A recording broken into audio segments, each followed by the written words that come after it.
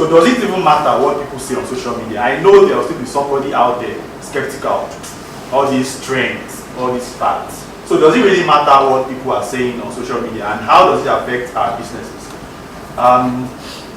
The general message that's going on, or the general discussions, or the trend, or whatever it is that is the topic of the discussion. This morning I woke up, I know many of us may not know who or care about who Meek Mill and Drake or Nicki Minaj are. But I woke up this morning and out of habit, one of the first things I do is turn on my phone. So what's going on today? Probably because it's my job. Because part of my job is to know what's going on, the trends, and what people are discussing. And just as an aside, you don't really have to be the most active person on social media. I think for us professionals, we should do more of listening than even talking, so that we know the language the young people are using. So if you are trying to sell this product and you know it's for this age group, so people between 40 and 50 that are on social media, like my father, he's on Facebook. I know he doesn't do Twitter.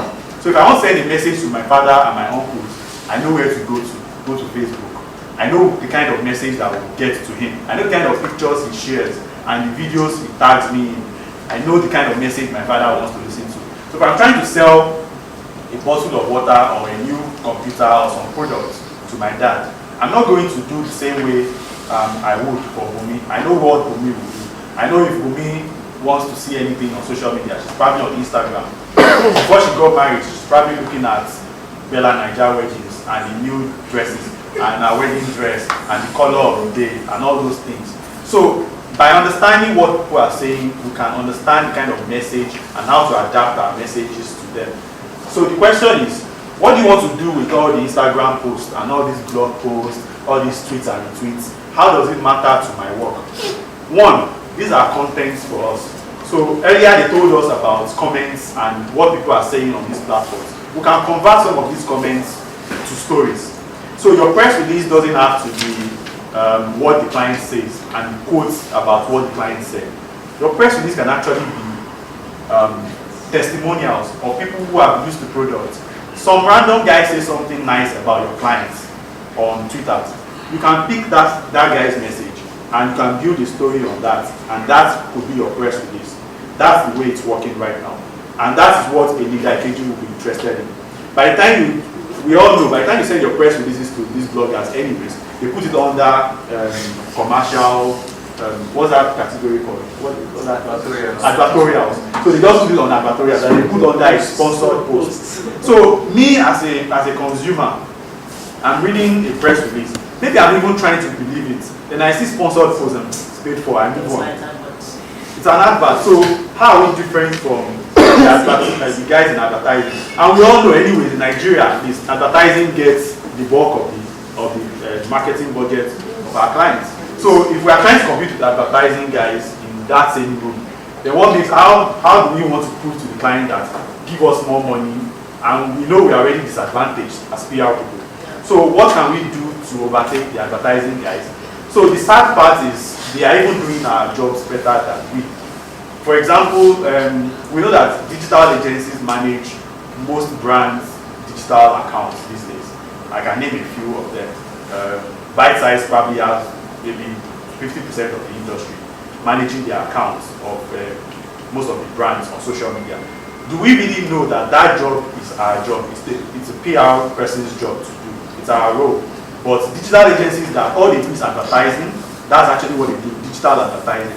They have cornered that part of our business and have taken it and have run away with it. So the question is, what happened? What went wrong? If you look at, there's a figure somewhere down the line about the United States. I don't know what the figure is in Nigeria, but about 67% of social media accounts in the United States are actually managed by PR professionals, whether for their companies or as an agency. So it's the PR people that do that job abroad. They are the ones that tell the brand stories using social media. But in Nigeria, it's a digital agency, an advertising agency that does it. So how do we take back that? And it's by understanding some of these things. So let's begin to look at this in different forms. It's good for business and it's also good for our profession. So the key for PR professional is to interject our point of view into the conversation. So what are people saying on social media? How do we bring our own point of view into that conversation? That's our, so when we are going there, we're not going to social media to laugh, to say something nasty, or to just be there for being there sake. We are going there to change the conversation. So people are saying this Baba is 70 years old. What will he do for Nigeria? This Baba was a soldier. He is not a Democrat. This Baba is a northern whatever. This Baba is a religious fanatic. So it's my role as a PR person to change perception. So I know what people are saying about Buhari. Say, okay, cool. One of the things that they did, which is just to prove that the digital and social media space made Buhari the man he is today. There's a guy called Gbenga Sheson, he was mentioned earlier. He's an IT guy, he's doing very well, and he does a lot of social work. And he took it upon himself, and he built a website called factcheck.ng, factchecking.ng. And what he did was to, every negative thing you heard about Buhari ever, to send them to us. So he asked the world on social media with some of his friends and some of his influencers, anything you heard about Buhari that anybody says, oh, this guy did this in 1972, send it over. Then he does his own research with his team, and they put up a rejoinder or their own story. So they change the story, they change the point of view, and they put, so if you say Buhari did this in 1952, then he puts another point with facts, maybe links to a story, maybe screenshots of a newspaper article, anything to back or to support his own claim, negating your earlier claim. At the end of the day, you can't argue against facts. So, and somebody else built a website for him out of nowhere. So people were just doing things of their own accord. Probably because they felt some kind of way about the past administration, or probably because the past administration took them for granted. And we already know that over time, these same guys that became the Buhari's force. Sorry, I'm going to be doing a lot of politics because it seems to be the best way for us to get. If I start talking about brand in the US, some brand in Canada, it's just going to be paperwork. So let's talk about what we already know. So great. So he built that site of his own accord, but this guy already knows about IT. He already knows about social media. He's been doing this he was among the organizers doing Occupy Nigeria, and we all know how big that was. And during Occupy Nigeria, we saw the reaction of the existing government to what these guys were doing. Oh, they are sponsored by opposition. Oh, they are being paid to do all this. Oh, they are children of anger. I can't forget that. We remember that. Yeah. Children of anger. These same children of anger said, oh, okay, we'll wait for you at the bus stop. And they waited. And 2015 came, and they organized, and they weren't paid. Even Buhari was wondering, like, who are these guys? And after a while, they woke up early and were like, wow, let's bring these guys to bring them closer, all these boys. And they brought them closer, and they packaged the message for them. Oh, you want to talk about this? Take this figure, take this message. Oh, we know this about that. Help us push it out. And these boys started doing some of these things, and that was how they changed the game. Now, let's think about that from our own perspective. We are PR people. Your client is in trouble, or your client has a new product, or people generally believe that product A is the leader in maybe alcohol, maybe in beer. Among the beers, this is number one. What do you know about that brand and that product, and how can you use that story to help your own new product that's coming into the market? These are same techniques that we can also use in our business. So let's think about it in that. Sorry, hold on. And for us to monitor feedback and analyze trends and generate the kind of content that is user-based. So these are user-generated content. They are not press releases from my desk. They are not press releases from the client service department. They are user-generated. They are things that the world is talking about that we can pick up, gather, repackage, and push back to the world. It's more believable that way. So how do we get these things? Facebook has a page. On your Facebook page, there's the insights portion or section where you can dig up how much your posts have gone, or how many people have seen your post, the impressions, the reach, where they are coming from, people that have clicked on your stories. You can see all these things and see when the kind of stories that are working for you.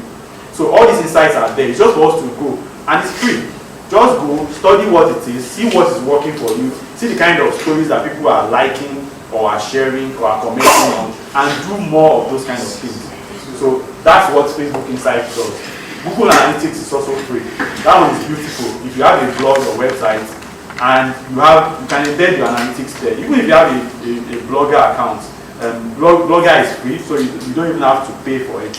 And you can embed Google Analytics and you can export these analytics and have an idea of who is reading your stories or where are they coming from. Are they between this age and that age? Are they from Lagos? Are they from Abuja? Up until the kind of keywords that they are coming for.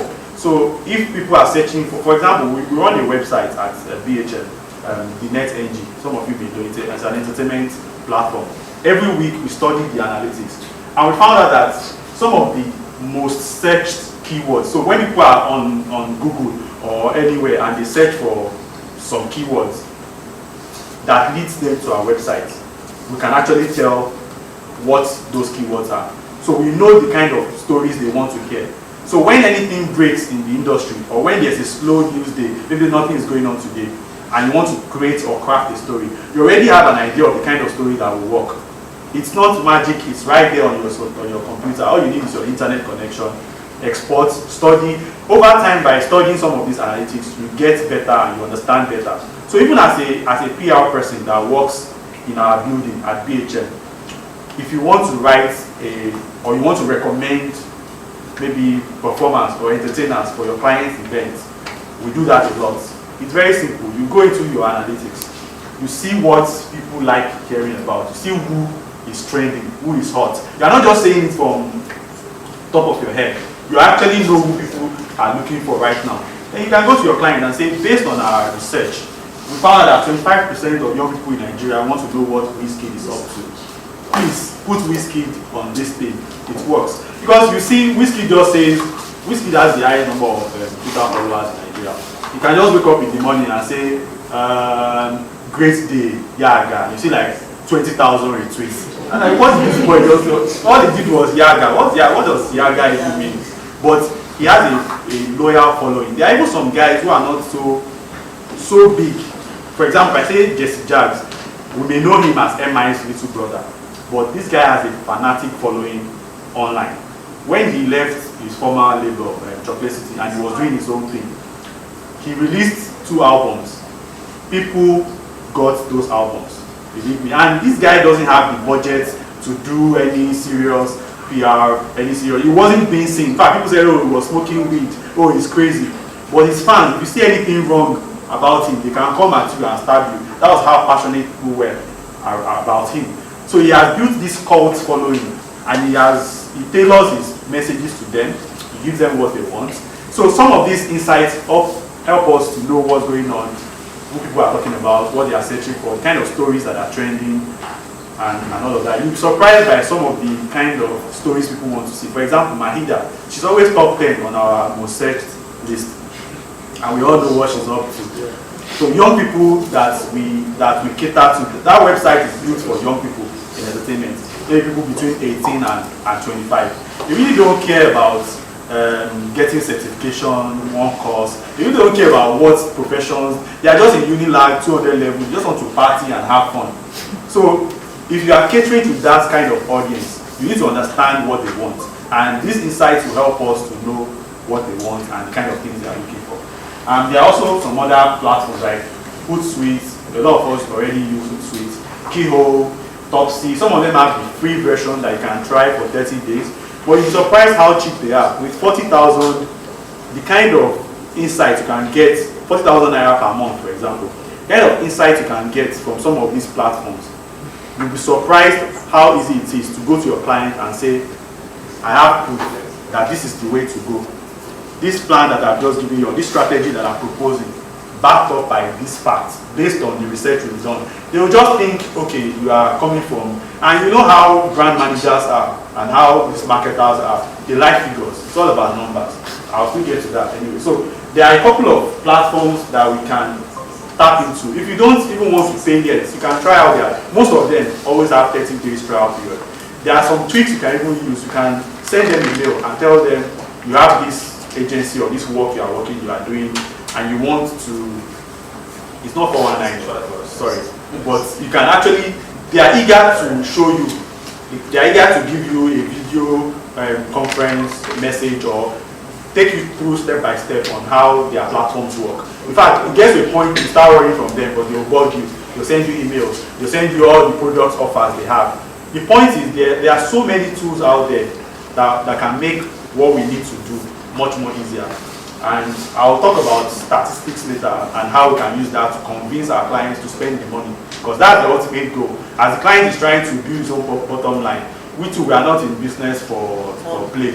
Yeah, so we must pay salaries and do all that. So let's move on. So part of what I've spoken about is this, the rise of the social army, consumer power.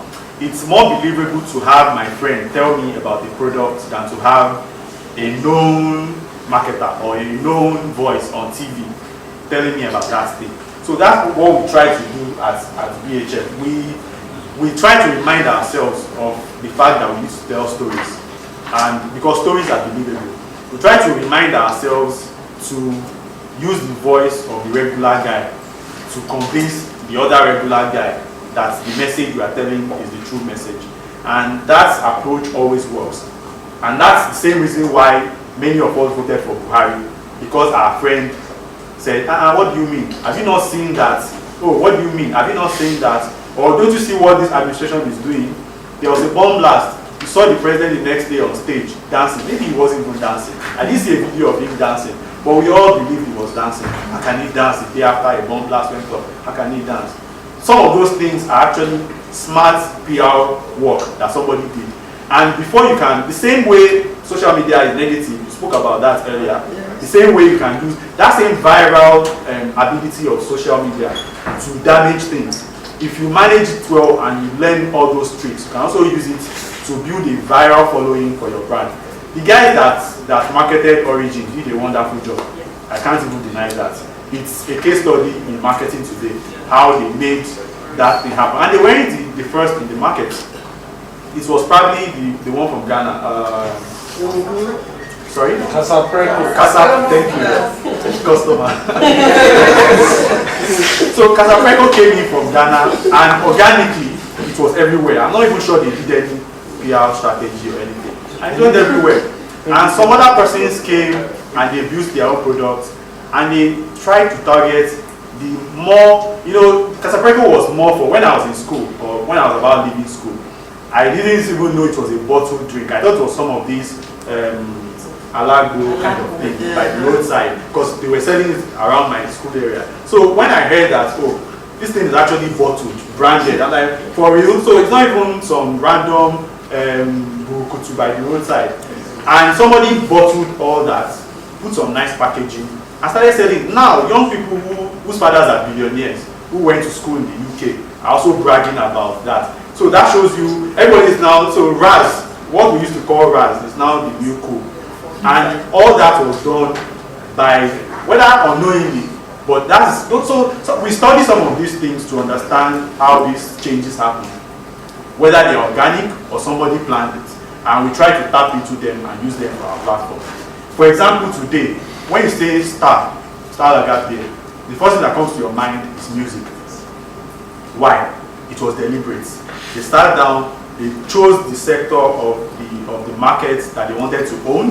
They found the right kind of content, we'll get to that later, and they targeted the right kind of audience, the people that buy the beers. And they went after them, and they built that story over the years. And today, nobody supports music in Nigeria like Star does. And that's the work of PR, work of advertising, work of marketing. So the point is, as PR people, we need to start thinking like that for every assignment, for every brief that we receive, or for every job that we are doing, or for every campaign. How do we ingrain that story into the minds of the people? So much so that the social army rises up and becomes defenders of our product. And on their own, you don't even have to send them a press release. They see your product, they start talking about it.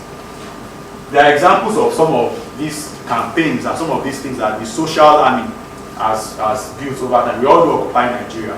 A group of guys believe me, a group of guys planned all of that. All that you saw, where you can attribute that to the work of probably less than 20 people in the core group that formed all that. And at the end of the day, it cascaded down, and a lot of other people picked it up. Something is going on in the US these days. Black Lives Matter. A lot of black people are being killed by police every now and then. The bulk of that struggle and that agitation is happening on social media. They don't have the days of Martin Luther King. Okay, there's a little story about Martin Luther King's campaign against racism and all that in the 60s. There's a picture that became iconic, and it was a picture that went viral even back then, when all they had was maybe a few TVs and a few radio and mostly print. That's why I said the principles of social media, how we can win on social media, the same principles apply to what we've been doing before. So the same viral tactics that Martin Luther King used back then are still being applied for Black Lives Matter on social media today. They had a demonstration, a riot somewhere, I've forgotten the town, in the south of the US. And there was this young man who was just coming. He was well dressed, he was coming from work. He wasn't even part of their demonstration, so he was just walking by.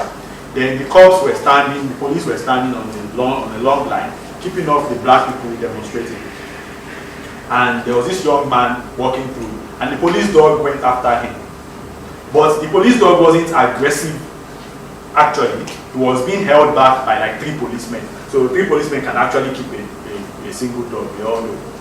But because the dog was standing on his hind feet, and the boy, the young man, I think the dog bit his shirt, and he was trying to push it back. He wasn't really in any danger, to be fair, according to the witnesses, including the people that planned it. But they took a picture of the boy at that moment when the dog was dragging his shirt and he was backing out, and the police were holding the dog back. One single picture. The next day it was in the newspapers, and the whole world went crazy. These white people want to kill the boy with the dog. Nobody even asked, how is the boy? Is he fine? Did he make it out alive? What happened? What's the story behind this thing?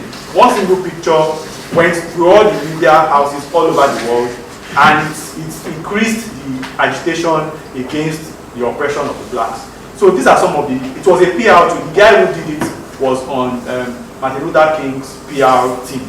I don't know if it was PR they called it then, but it was in the media team. It was the guy that was sending stories to the press. It was the guy that was the one in charge of media relations.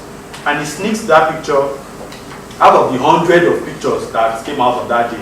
I'm sure Martin Luther probably addressed the crowd. The picture of him addressing the crowd did not make it as far as a picture of a boy being beaten. Those same human reactions to such images and such content still applies today. And that's part of what is driving some of these campaigns.